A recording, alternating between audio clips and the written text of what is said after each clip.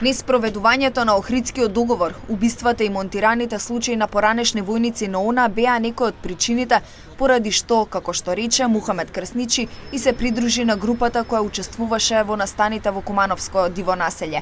Крсничи, кој е второ обвинет, рече дека намерата на групата не била промовирање на вооружен конфликт, туку мировни активности поврзани со неспроведувањето на Охридскиот договор.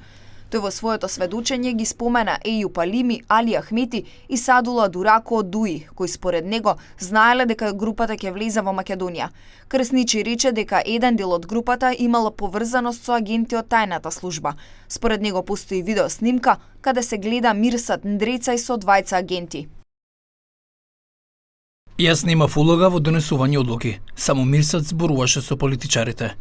Јас знам само за еден разговор кој го нема во транскриптот. Овој случај е потполно политички монтиран и обвинението за тероризам можете да го упатите кон владата на Македонија. Адвокатот Насер Рауфи наведе дека оваа група нема за цел да ја дестабилизира земјата, туку да го заштити Охридскиот договор.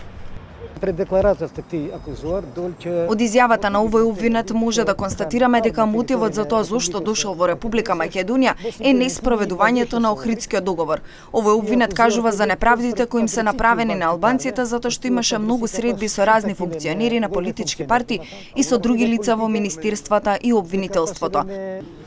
Судската постапка за диво населје се очекува да продолжи в понеделник со сослушување на другите обвинети, кои ќе сведочат во врска со случувањата на 9 и 10 мај во Кумановско диво населје, каде беа убиени 8 полицајци и 10 членови од вооружената група.